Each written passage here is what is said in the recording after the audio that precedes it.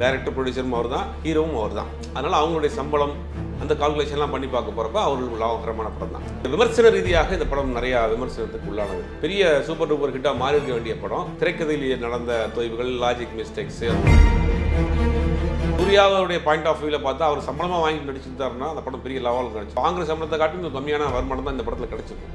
அப்படி இருந்தும் ஒரு 10 கோடி ரூபா அதில் எடுத்து கொடுத்துருக்காருங்கிறது உண்மையிலேயே அதற்காகவாது அவர் மீது தனிப்பட்ட தாக்குதல் இல்லாமல் இருக்கணும். அது ஒரு குறிப்பிட்ட சமூகத்தை காயப்படுத்திடுச்சு, இல்லை ஒரு படத்தில் வந்து வெளியில் ஜோதியாக பேசிட்டாங்க, அது ஒரு குறிப்பிட்ட பேர் காயப்படுத்திருக்கிறதெல்லாம் தாண்டி லோகேஷ் வந்து கண்டிப்பாக ஒரு காலத்தில் நடிப்பார், அது மிக விரைவில் நடக்க போகுதுன்னு சொன்னால் இப்போ ஆல்மோஸ்ட் அது ஃபைனல் பண்ணிட்டாங்க.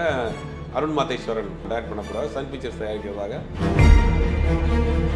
லைக்கா வந்து விடாமுயற்சிக்கு அப்புறம் அப்படியே வந்து படம் தயாரிப்புலாம் நிறுத்தியோட போகிறாங்க அப்படின்ற மாதிரி செய்தி வந்தது. தளபதி அவருடைய மகன் வந்து ஜேசன் சந்திரி அவருடைய படத்தோட வந்து அந்த ஒரு மேக்கிங் வீடியோ மாதிரி விட்டுருந்தாங்க. ஈவெண்ட் கம்பெனி வச்சுருக்காங்க, மொபைல் கம்பெனி வச்சுருக்காங்க, அவங்க பண்ண எல்லா பிஸ்னஸும் சக்ஸஸ். சினிமா இண்டஸ்ட்ரியில் வந்து ஒரு தோல்வின்ட்டு போகிறது அவங்களுக்கு ஒரு ப்ரெஸ்டீஜ் இஷ்யூ தானே இருக்கும். சிம்பு படம், ரஜினிகாந்த் வந்து இவர்களுக்காக ஒரு படம் பண்ணி தரேன்ற அந்த படம், ஒரு 7-8 படம் சிம்புனுடைய கரியர் வேறு மாதிரி மாறும் அப்படிங்கிற இண்டஸ்ட்ரிக்கில் ஒரு பேச்சு ஓடுது. ஆரம்பிக்கப்பட்டது கமல்ஹாசன் படமாக இருந்தாலும் அப்போ கடைசியில் சிம்பு படமாக மாறி வந்து நிற்கிதுங்க. சொல்கிறான், கேமரா பண்ணுறான், எழுதுவான், பாடுவான், எல்லாம் நம்மளை மாதிரி ஒரு குட்டியாக ஒரு பையன் இருக்கான். அவனுக்கு கொஞ்சம் எல்லா திறமையும் உள்ள ஒரு நபராக இருக்கான், அவனை வளர்த்து விடணும். வணக்கம் சார். வணக்கம். ரெட்ரோ நேற்று சக்ஸஸ் மீட் நடந்திருக்கு. கார்த்திக் சுப்ராஜ் அவர்களுக்கு சூர்யா கேக் ஊட்டி சந்தோஷத்தெலாம் வெளிப்படுத்தியிருக்காரு. ரெட்ரோவோட உண்மையான சக்ஸஸ் எவ்வளோ வந்து உண்மை, அதே மாதிரி வந்து அதோட பாக்ஸ் ஆஃபீஸ் எவ்வளோ கலெக்ட் பண்ணியிருக்கு சார்? இல்லை, படம் வந்து வியாபார ரீதியாக அவர்களுக்கு ஒரு சிறு லாபத்தை கொடுத்த படம் தான். அது நம்ம அந்த நம்பர் வந்து ஆளாளுக்கு ஒரு நம்பர் சொல்கிறாங்க, அது ஒன்று ஃபுல் ரிப்போர்ட் வரல, வந்த பிறகு தான் ஒரிஜினல் ரிப்போர்ட் தெரியும். ஒரு சிறு லாபம் கிடச்சிருக்கு. ஏன்னா 2Dயும் ஸ்டோன் பெஞ்சும் சேர்ந்து தயாரித்த படம். அதனால் அவர் டைரக்டரும் ப்ரொடியூசரும் ஒரே டைரக்டர் ப்ரொடியூசரும் அவர் தான், ஹீரோவும் அவர் தான். அதனால் அவங்களுடைய சம்பளம் அந்த கால்குலேஷன்லாம் பண்ணி பார்க்க போகிறப்ப அவர்களுக்கு லாபகரமான படம் தான். ஏன்னா டைரக்டரும் அதில் ஒரு பார்ட்னரு, ஹீரோவும் அதில் ஒரு பார்ட்னரு. ப்ரொடக்ஷன் காஸ்ட்டை தவிர மீதி எல்லாமே அவருக்குள்ளே 2 பேருக்குள்ளே சம்பளம் போட்டு பிரித்து பார்த்தீங்கன்னா அவர் லாப நஷ்ட கணக்கு வரும் அந்த படத்தில். ஆனால் இந்த ஓன் ப்ரொடக்ஷனாக இருக்கிறதுனால அவர்களுக்கு நஷ்டம் வருவதற்கான வாய்ப்பு இல்லை, ஒரு குறைந்த ஒரு லாபம் கிடைச்சிருக்கும். ஆனால் விமர்சன ரீதியாக இந்த படம் நிறையா விமர்சனத்துக்கு உள்ளானது. ஏன்னா ஒரு பெரிய எதிர்பார்க்கப்பட்ட படம், பெரிய சூப்பர் டூப்பர் ஹிட்டாக மாறி இருக்க வேண்டிய படம். திரைக்கதையிலேயே நடந்த தொய்வுகள், லாஜிக் மிஸ்டேக்ஸு, அந்த மாதிரியான விஷயங்கள்லாம் படத்தில் இது. ஆனால் ஒரு பெரிய ஒரு முயற்சி நடந்திருக்கு அந்த படத்தில். நிறைய உழைப்பு போட்டிருக்கிறாங்க, எஃபெக்ட் போட்டிருக்காங்க, மியூசிக் சைட்லேயே இருக்கட்டும். ரெண்டாவது ரொம்ப நாள் கழித்து சூர்யா ரொம்ப ஒரு ஃப்ரெஷ்ஷாக இருக்கிறாரு, அதெல்லாம் நல்லா இருந்தது படம். பட் இடையில சில லாஜிக் மிஸ்டேக்ஸு, லென்த்தியான விஷயங்கள், அதெல்லாம் படத்துக்கு ஒரு தொய்வை கொடுத்துருக்கு. ஒன்றும் அந்த ஃபுல் ரிப்போர்ட் ஒன்றும் வரல. ஆனால் எப்படி வந்தாலுமே அவர்களுக்கு அது ஒரு லாபகரமான படம் தான். Okay sir. ஏன்னா அதுலேருந்து அகரம்க்கு அவர் வந்து டொனேட்லாம் பண்ணியிருக்காரு அப்படின்ற மாதிரி சொல்கிறாங்க, அதை பற்றி கொஞ்சம் சொல்லுங்கள். இல்லை, அது உண்மையிலே பாராட்டக்கூடிய விஷயம். யாருக்கு 10 கோடி ரூபாங்கிறது, 10 கோடி ரூபாய் ஒரு குடும்பத்துக்கு நீங்கள் கொடுத்தீங்கன்னா ஒரு தலைமுறை வந்து கோடீஸ்வர தலைமுறையாக வாழ்ந்துடும்.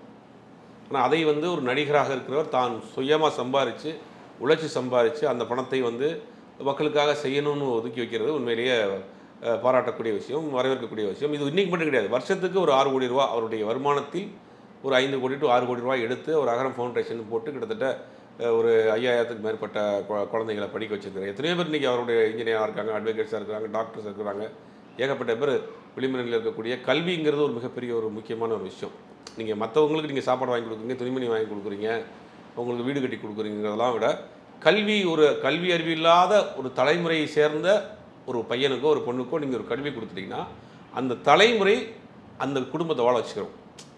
அதான் சொல்லுவாங்க, கல்விங்கிறது வந்து அழிவில்லாத தர்மம், அழிவில்லாத நன்மைன்பாங்க. ஒரு விதையை நட்டு வைக்கிற மாதிரி அந்த அடுத்தடுத்து அது பயன் கொடுத்துக்கிட்டே இருக்கும். அந்த மாதிரியான ஒரு வேலையை அரசாங்கம் செய்ய வேண்டிய வேலையை சத்தம் இல்லாமல் சூர்யா கிட்டத்தட்ட ஒரு 15 வருஷமாக செஞ்சுக்கிட்டு இருக்காரு. அப்புறம் அடிக்கடி இப்போ நிகழ்ச்சிகளில், தொலைக்காட்சி நிகழ்ச்சியில் வந்த பிறகு தான் அது வெளியில் தெரிய ஆரம்பிச்சு. அதுக்கு முன்னாடி ரொம்ப சைலண்ட்டாக பண்ணிகிட்டு இருக்காரு. அவருக்கு தொடர் தோல்விகள், அவர் மேல் 1000 விமர்சனங்கள் இருந்தாலும் இந்த விஷயத்தை நம்ம பாராட்டியா. நீங்கள் எவ்வளோ கோடிக்கணக்கான பணம் வாங்கக்கூடிய நடிகர்கள் செய்கிறாங்கன்னா செய்யலை. ஆனால் இதை வந்து ஒரு இயக்கமாக இதுக்கு ஒரு ஆஃபீஸ் போட்டு, இதுக்கு வேலைக்கு ஆள் போட்டு, இதுக்காக ஒரு பணத்தை தன்னுடைய சுயமாக சம்பாதிச்ச பணத்தை ஒதுக்கி அதை தொடர்ந்து செஞ்சுக்கிட்டு இருக்காருங்கிறது உண்மையிலேயே எல்லோரும் பாராட்டக்கூடிய விஷயம், வரவேற்கத்தக்கக்கூடிய விஷயம். அதற்காகவாது அவர் மீது தனிப்பட்ட தாக்குதல் இல்லாமல் இருக்கணும். ஆனால் அவர் படத்தில் ஏதோ ஒரு நடிச்சிட்டாரு, அது ஒரு குறிப்பிட்ட சமூகத்தை காயப்படுத்திருச்சு, இல்லை ஒரு படத்தில் வந்து வெளியில் ஜோதியாக பேசிட்டாங்க, அது ஒரு குறிப்பிட்ட பேர் காயப்படுத்திருக்குங்கிறதெல்லாம் தாண்டி ஒரு நடிகர் நல்ல விஷயங்கள் செய்கிறார். எந்த சாதி மதங்கள் பார்த்து அவருடைய ஆகம யாரும் படிக்கல. எல்லா சமூகத்தை சேர்ந்தவரும் எல்லா மதத்தை சேர்ந்தவர்களும் பயன்படுறாங்க. அப்போ நல்ல விஷயம் ஒருத்தர் செஞ்சுட்டு இருக்காருன்னா மேலும் மேலும் காயப்படுத்தாமல் இருக்கிறது தான் குறைந்தபட்சம். அவரை நம்ம வாழ்த்த வேண்டாம், அவரை நம்ம என்கரேஜ் பண்ண வேண்டாம், குறைந்தபட்சம் ஒரு காயப்படுத்தாமையாக இருக்கணும். நல்ல விஷயம் செய்கிறாரு, பண்ணிட்டு இருக்காரு, நல்ல விஷயம் பண்ணட்டும். மற்ற யாரும் செய்கிறாங்கன்னா எனக்கு தெரிஞ்சு சரி, ஒரு சில பேர் சைலண்ட்டாக செய்கிறாங்க. இந்த சிம்பு மாதிரியான ஆட்கள்லாம் வந்து நிறையா நடிகர்களுக்கு சத்தம் இல்லாமல் செஞ்சுட்டு இருக்காங்க. நிறைய பேர் செய்கிறாங்க. பட் இது வெளிப்படையாக அடுத்தவங்களுக்கு ஒரு முன்னுதாரணமாக செஞ்சுட்டு இருக்கப்போ வந்து உண்மையிலேயே அது வரவேற்கத்தக்க விஷயம். இந்த படத்தில் 1000 சூர்யாவுடைய பாயிண்ட் ஆஃப் வியூவில் பார்த்தா அவர் சம்பளமாக வாங்கி நடிச்சுட்டாருன்னா அந்த படம் பெரிய லெவலுக்கு கிடச்சிக்கும். இவரும் ஒரு ப்ரொடியூசராக இருக்கப்போ அவர் வாங்குகிற சம்பளத்தை காட்டிலும் கம்மியான வருமானம் தான் இந்த படத்தில் கிடச்சிக்கும். அப்படி இருந்தும் ஒரு 10 கோடி ரூபா அதில் எடுத்து கொடுத்துருக்குறாருங்கிறது உண்மையிலேயே ஒரு வரவேற்கத்தக்க விஷயம் தான். ஓகே, அடுத்த லைனப் வந்து சூர்யா 45 வந்து இப்போ வந்து தீபாவளிக்கு ரிலீஸ்னு சொல்லியிருக்காங்க. அடுத்து சூர்யா 46 வந்து தெலுங்கு இயக்குனர் வெங்கி அட்லூரி அவரோட படங்களில் தான் நடிக்க போகிறார் அப்படின்னு சொல்லியிருக்காங்க. அடுத்தடுத்து என்னென்ன பண்ண போகிறார் சார் ப்ராஜெக்ட் சூர்யா? இப்போ ஆர்ஜே பாலாஜியோடைய படம், இந்த படத்தினுடைய ஷூட்டிங் வேகமாக போயிட்டுருக்கு. படம் முடிய போகுது, ஆல்மோஸ்ட் 80% முடிச்சிட்டாங்க. இந்த மாதம் கடைசிக்குள்ளே வெங்கி அட்லூரி லக்கி பாஸ்கர்னு ஒரு பெரிய ஹிட் படம் கொடுத்த டேரக்டருடைய காம்பினேஷனில் பண்ணுறாரு. அந்த படத்தோட ஷூட்டிங்கு இந்த மாதம் கடைசியில் அடுத்த மாதம் ஃபஸ்ட் வீக்கில் ஆரம்பிக்க போகிறாங்க. வாடிவாசல் எல்லாருக்கும் தெரியும், ரொம்ப நாள் பெரிய ப்ராஜெக்ட். அவனோட ஸ்கிரிப்ட் சைடில் கொஞ்சம் ஏதோ வேலைகள் நடந்துகிட்டு இருக்கு போல். அதனால் அந்த படம் வந்து ஆகஸ்ட்டில் ஆரம்பிக்கிறதாக இருக்குது. இது மாதிரி லைனாக வச்சுருக்காரு. இன்னும் சிலர் டீம் கதை கேட்டுட்டு இருக்காரு. ரிலீஸ் வந்து ஆனால் வந்து ஃபஸ்ட்டு வந்து ஆர்ஜே பாலாஜி படம் தான். படமே முடிய போதே 80% முடிஞ்சு கிளைமேக்ஸ் எடுத்துகிட்டு இருக்காங்க.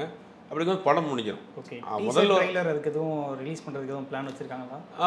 அநேகமாக அடுத்த மாதத்தில் வரும் ஏதாவது ஒரு அப்டேட்ஸ், அந்த படத்தை பற்றின ஒரு போஸ்ட் அப்டேட்ஸோ இல்லை ஒரு சிங்கிளோ ஏதோ ஒன்று ரிலீஸ் பண்ணுறதுக்கு வாய்ப்பு இருக்குது. ஏன்னா சாய் அபியங்கர் வந்து முதல் முறையாக ஒரு ஃபுல் படத்துக்கு மியூசிக் பண்ணுறாரு.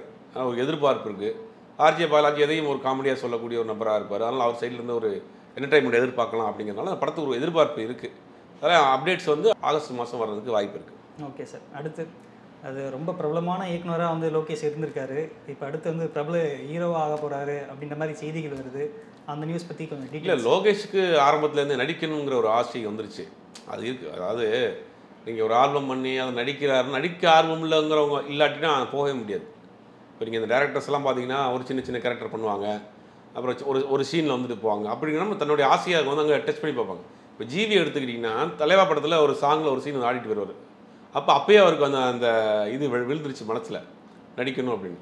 அப்போ லோகேஷை பொறுத்த வரைக்கும் ஒரு ஆல்ரெடி ஒரு ஆல்பம் பண்ணிட்டாரு, அதை ஸ்க்ரீனில் பார்த்துட்டாங்க. அது மக்கள் ஏற்றுக்கிட்டாங்க. அந்த ஆல்பத்தை பெருசாக விமர்சனங்கள் வரல. இப்போ நடிக்கலாங்கிற ஒரு தாட். நான் ஏற்கனவே பல இன்டர்வியூவில் 2 வருஷத்துக்கு முன்னாடி சொன்னேன், லோகேஷ் வந்து கண்டிப்பாக ஒரு காலத்தில் நடிப்பார், அது மிக விரைவில் நடக்க போகுதுன்னு சொன்னேன். இப்போ ஆல்மோஸ்ட் அது ஃபைனல் பண்ணிட்டாங்க. அருண் மாதேஸ்வரன் நம்ம இந்த படம் பண்ண டேரக்டர், நம்ம கேப்டன் மில்லர் பண்ண டேரக்டர், அவர் தான் டைரக்ட் பண்ண போகிறார். சன் பிக்சர்ஸ் தயாரிக்கிறதாக ஒரு வேலைகள் போயிட்டுருக்கு. அவருக்கு ஒரு பாடி லாங்குவேஜ் இருக்குது. இப்போ உள்ள பாடி லாங்குவேஜ், அந்த ஹேர் ஸ்டைல், அந்த லுக்கெல்லாம் இருக்குது. ஒரு ஆக்டருக்கு உண்டான மெட்டீரியல் தான். ஓகே, அதுவும் ஆக்ஷன் படம், ஒரு வைலன்ஸ் படமாக தான் இருக்கும் அப்படின்னு. அவரை வச்சு வேறு என்ன பண்ண முடியும்? லோகேஷோடைய பாடி ஸ்டைலுக்கு, பாடி லாங்குவேஜுக்கு அவரை வச்சு நம்ம வந்து ஒரு ரகடான ஒரு ரோல் பண்ணலாம். எனக்கு என்னென்னா இந்த நேரத்தில் மாஸ்டர் படம் பார்த்தீங்கன்னா நிறைய விஜய் வந்து இப்போ நீங்கள் லோகேஷோடைய பாடி லாங்குவேஜ், லோகேஷோடைய அந்த ஆக்டிவிட்டிலாம் பார்க்குறப்ப விஜய் நிறைய அதே மாதிரி பண்ணியிருப்பார். அது வந்து தப்பு கிடையாது. அதாவது எப்படின்னா ஒரு டேரக்டரு வந்து என்ன சொல்லி கொடுக்குறாரோ அதை உள்வாங்கி பண்ணுறப்ப அந்த டேரக்டருடைய ஷேடோ இருக்கும். மாஸ்டர் படம் பார்த்தீங்கன்னா நல்லா மாஸ்டர் படத்தை நல்லா நோட் பண்ணி பார்க்குறவங்களுக்கு தெரியும். லோகேஷோடைய பாடி லாங்குவேஜ் நிறையா விஜய் பண்ணியிருப்பார். இந்த கையை பின்னாடி கட்டிட்டு வர்றது, திரும்பி பார்க்குறது, எல்லாம் நிறையா பண்ணியிருப்பார். அது என்னென்னா ஆட்டோமேட்டிக்காக வந்துடும். ஒரு டேரக்டர் வந்து நடிப்பு சொல்லி கொடுக்குறப்ப அவங்களுடைய இதுவும் வரும். அப்போயே தெரிஞ்சதும் இப்போ மகேந்திரன் சார் எடுத்துக்கிட்டிங்கன்னா ரஜினிகாந்த் அவர்களை பார்க்குறப்ப 2 பேரும் ஒரே மாதிரி இருக்கும். அது ரஜினிகாந்த் பல இடங்களில் சொல்லியிருக்கு. நான் இன்றைக்கி பண்ணக்கூடிய பல ஸ்டைல் வந்து மகேந்திரன் சாருடைய ஸ்டைல் தான். அவர் நடிச்சு காட்டு அப்படியே எனக்கு உள்ளே வந்துருச்சு அப்படின்னு. அதனால அவர் தெரிய படத்தில் நடிக்கிறப்ப இவர் ரஜினிகாந்த் மாதிரி நடிக்கிறாருன்றாங்க. அது விமர்சனம் வந்துச்சு. ஆனால் இவர் மாதிரி தான் அவர் இருக்கிறாருங்கிறது ரஜினிகாந்தே பல முறை சொல்லியிருக்கிறாரு. அப்போ அது வந்து ஒரு நேச்சரான விஷயம். அப்போ லோகேஷ் நடிப்பில் விஜய் அண்ணாவோட ரிசம்பிள் இருக்கும். இது கண்டிப்பாக நிறையா இருக்கும். பட் ஆனால் அதை எப்படி பண்ண போகிறாங்கன்னு தெரியல. இப்போ தான் முதல் அடியாக எடுத்து வச்சுருக்காங்க. அதுக்குள்ளேயே போட்டு உடைச்சிடக்கூடாது. எடுத்து வச்சுருக்கிறாங்க, ஒரு டீம் பண்ணிட்டு இருக்கிறாங்க. ஒரு ஹீரோக்கு உண்டான மெட்டீரியல் தான் அவர், அதில் மாற்று கருத்து கிடையாது. ஆனால் கரெக்டான ஸ்கிரிப்ட் அமைஞ்சு அதுக்குண்டான படங்கள் பண்ணார்னா நல்ல விஷயம். ஓகே சார், அடுத்து வந்து லைக்கா வந்து விடாமுயற்சிக்கு அப்புறம் அப்படியே வந்து படம் தயாரிப்புலாம் நிறுத்தி வர போகிறாங்க அப்படின்ற மாதிரி செய்தி வந்தது. நேற்று வந்து விஜய் அவர்களுடைய தளபதி அவர்களுடைய மகன் வந்து ஜேசன் சந்தி அவருடைய படத்தோட வந்து அந்த ஒரு மேக்கிங் வீடியோ மாதிரி விட்டுருந்தாங்க சந்தீப் கிஷன் அவருடைய பிறநாளுக்காக. அடுத்து வந்து லைக்கா வந்து தமிழ் சினிமாவில் ஒரு பெரிய பிளானே வச்சுருக்காங்க, பெரிய பெரிய லைனப் வச்சுருக்காங்க அப்படின்னு வந்து சொல்லப்படுது. அந்த டீட்டெயில்ஸ் பற்றி. இல்லை, மும்பையை சேர்ந்த ஒரு நிறுவனம், ஒரு நார்த் இந்தியன் நிறுவனம், அது எல்லா லாங்குவேஜையும் படம் பண்ணுறாங்க. அவங்களுக்கு ஃபஸ்ட் காப்பி பேசிஸில் படம் பண்ணுறாங்க. லைக் ஆல்ரெடி இங்கே பெரிய ஸ்ட்ரகிளில் இருக்கிறாங்கன்றது எல்லாருக்கும் தெரியும். ஆனால் படம் பண்ண அனுபவம், ஒரு 8 வருஷம் படம் பண்ண அனுபவம் இருக்குது கம்பெனியாக இருக்குது, ஒரு இன்டர்நேஷ்னல் கம்பெனியாக இருக்கிறதுனால இவங்களை நம்பி வந்து ஒரு கம்பெனி இன்வெஸ்ட் பண்ணுறாங்க. அவங்களுக்கு உங்கள் ஃபஸ்ட் காப்பி பேசிஸில் தமிழ் சினிமாவில் ஒரு 7-8 படங்கள் பண்ணுறாங்க. அது சிம்பு படம், ரஜினிகாந்த் வந்து இவங்களுக்காக ஒரு படம் பண்ணி தரேன்ற அந்த படம், அப்புறம் நிறைய லைனப் வச்சுருக்காங்க. ஒரு 7-8 படம் பண்ணுறாங்க. அந்த படங்கள்லாம் அடுத்தடுத்து ஆரம்பிக்க போகிறாங்க. ஆனால் இந்த முறை அவங்க வந்து கரெக்டான பிளானோட, கரெக்டான கதை கேட்குற டீமோட, கரெக்டான ப்ரொடக்ஷன் டீமோட இறங்கினாங்கன்னா இந்த முறை ஒரு சக்ஸஸ் பண்ணுவாங்க. Okay sir. அந்த விட்ட இடத்த பிடிக்கணும் அதை நோக்கி போகிறாங்களா, இல்லை வெளியே போகும்போது கௌரவமாக போகணும் அப்படின்ற மாதிரி? இல்லை, ரெண்டும் தான். அது ஒரு இன்டர்நேஷ்னல் கம்பெனி, லண்டனில் வந்து ஒரு பெரிய ஈவெண்ட் கம்பெனி வச்சுருக்காங்க, மொபைல் கம்பெனி வச்சுருக்காங்க. அவங்க பண்ண எல்லா பிஸ்னஸும் சக்ஸஸ். சினிமா இண்டஸ்ட்ரிக்குள்ள வந்து ஒரு தோல்வின்ட்டு போகிறது அவங்களுக்கு ஒரு ப்ரெஸ்டீஜ் இஷ்யூ தானே இருக்கும். அதை விட்டு ஒரு கை பார்த்துருவோம் விட்டு அப்படின்ற மாதிரி வர்றாங்க. அந்த நேரத்தில் ஒரு கம்பெனியும் இவங்களுக்கு கரெக்டாக வந்து சப்போர்ட் பண்ணுறாங்க. அப்படிங்கும்போது அதை பயன்படுத்திக்கலான்னு பார்க்குறாங்க. ஏற்கனவே சொன்ன மாதிரி தான், இந்த நேரத்தில் இதை அவங்க சரியாக பயன்படுத்தி கொள்வார்கள் அப்படின்னு நம்புவோம். Okay sir. Mani Ratnam Simbu project கூட திருப்பி வந்து லைக்கா பண்ண போகிறாங்க அப்படின்ற மாதிரிலாம் சொல்கிறாங்க. அது நடக்குதா? இல்லை, ராஜ்கமல் ஃபிலிம்ஸ்க்கும் சிம்பு ஒரு படம் பண்ணுறதாக பேச்சுவார்த்தை இருக்குது. மணிரத்னமோடையும் சேர்ந்து பண்ணுறாரு. ரெண்டு பேருக்குமே படம் பண்ணுறாரு. இதெல்லாம் லைனப்பில் இருக்குது. இதுக்கடையில் மணிரத்னம் ஒரு சின்ன படம் பண்ணுறாரு, ஒரு புதுமுகங்களை வைத்து ஒரு படம் பண்ணுறாரு. அந்த படம் தான் ஆரம்பிக்க போகிறார். அதுக்குண்டான ஆர்டிஸ்ட் செலெக்ஷன்லாம் கூட நடந்துகிட்டு இருக்குது. அந்த படம் தான் இப்போ ஆரம்பிக்கிறாரு. அதை முடிச்சுட்டு அதுக்கு பிறகு தான் சிம்பு படம். சிம்பு படமே ஒரு லைனப், பெரிய லைனப் இருக்குது. ராம்குமார் பெரியசாமி படம் இருக்குது, 49, 50, 54 வரிசையாக லைன் நம்பர் போட்டுகிட்டே போயிட்டுருக்காங்க. அவருக்கு வந்துட்டு இருக்கு. தக் லைஃபுக்கு வந்ததுக்கு பிறகு சிம்புனுடைய கரியர் வேறு மாதிரி மாறும் அப்படிங்கிற இண்டஸ்ட்ரிக்கில் ஒரு பேச்சு ஓடுது. ஏன்னா அந்த படத்தில் ஒரு மெயினான ஒரு போர்ஷன் பண்ணியிருக்கிறாரு. ஆரம்பிக்கப்பட்டது கமல்ஹாசன் படமாக இருந்தாலும் அப்புறம் கடைசியில் சிம்பு படமாக மாறி ஒரு வந்து நிற்கிது இங்கே. அது கமல் அவர்களே வந்து சிம்பு கிட்ட சொன்னதாக வந்து ஆமாம். அது வந்து ஒரு எப்படின்னா, ஒரு படத்தில் அப்பா பையனாக நடிக்கிறாங்க, ரியலாகவே அப்படி ஒரு கேரிங் பண்ணிக்கிறார். ஒரு கமல்ஹாசன் அவர்கள் வந்து சிம்புவை வந்து அப்படி ஒரு பார்த்து அந்த நிகழ்ச்சியெல்லாம் பார்த்துருப்போம். ஃபோட்டோ எடுக்கிறப்ப கூட உட்கார வச்சு சாப்பாடு வைக்கிறது, அப்படி ஒரு கேரிங்காக வச்சுக்கிறார். ஏன்னா கமல்ஹாசன் அவர்களை பொறுத்த வரைக்கும் சிம்பு மேல் ஒரு தனியாக ஒரு பாசம் இருக்குது. என்னென்னா, நம்மள மாதிரி எல்லா கிராஃப்ட்டும் தெரிஞ்ச ஒரு பையன், டான்ஸ் ஆடுறான், கேமரா பண்ணுறான், எழுதுவான், பாடுவான், எல்லாம் நம்மள மாதிரி ஒரு குட்டியாக ஒரு பையன் இருக்கான். அவனுக்கு கொஞ்சம் எல்லா திறமையும் உள்ள ஒரு நபராக இருக்கான். அவனை வளர்த்து விடணும், அவனுக்கு ஒரு கை கொடுக்கணும் அப்படின்னு நினைக்கிறார். கிட்டத்தட்ட ஒரு கலை வாரிசுன்னு சொல்கிறாங்க. அந்த மாதிரி கொண்டு வரணும்னு நினைக்கிறாரு. அதுக்கு சிம்புவும் அவர்கிட்ட ரொம்ப மரியாதையாக ஒரு அப்பா ஸ்தானத்தில் வச்சுருக்காரு. அப்படிங்கும்போது அவர் கமலில் வந்து தொடர்ந்து அவரை லைனப்பில் வச்சுருக்காரு. அதாவது ராஜ்கமல் ஒரு படம் பண்ணுறாங்க, மணிரத்னம் ஒரு படம் பண்ணுறாங்க. சிம்புவோடைய லைனப் அப்படியில் கரெக்டாக லைனப் வச்சுருக்காரு.